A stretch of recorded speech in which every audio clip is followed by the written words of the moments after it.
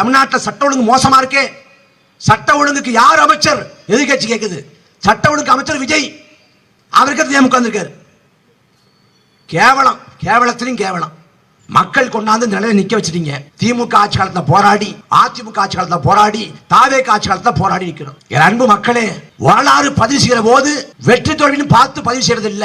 ஏன்னா பொலிவிய காட்டுக்குள்ள தோத்து போய் செத்தவன் தான் சேகவரா. தோற்று போன சேகவரா வரலாற்றில் நீக்கமர தெரிஞ்சிருக்கான். சேகவராவை கொண்டவன் வரலாற்றுல தடமே இல்ல. வீரம் என்பது சமரசமற்ற வீரம். அத தோல்வியை அடைஞ்சாலும் சரி வரலாறு பதிவு பண்ணும். நாம் தமிழர் கட்சி வெற்றியை ஈட்டல, ஆனா சமரசம் இல்லாத வீரத்தோடு நிக்கிறோம்.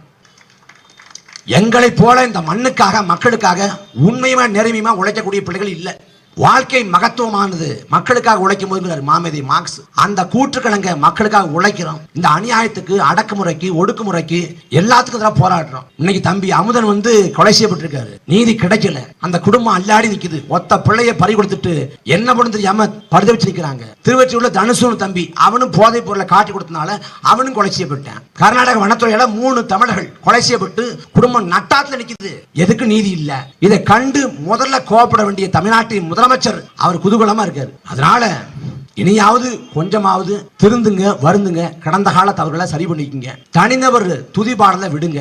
தனிநபர் கவர்ச்சியில விழாதீங்க. எல்லா துன்பத்துறைகளிலிருந்து விடுபடுவதற்கு நம்மகிட்ட இருக்கக்கூடிய ஒரே வாய்ப்பு புரட்சிகரமான போர்க்குணம், போராட்ட உணர்வு. தமிழ்நாட்டில் கோடிக்கணக்கான மக்கள் திரை மோகத்துக்கு பலியானா கூட 20 லட்சம் மக்கள், ஏறக்குறைய 20 லட்சம் மக்கள் இனவுணர்வோடு, மானவுணர்வோடு நாம் தமிழர் கட்சி பக்கம் நிற்கிறாங்க. இந்த 20 லட்சம் மக்கள் தொகை 2 கோடியாக மாறும். தமிழர் தாயகம் தலை நிமிரும்.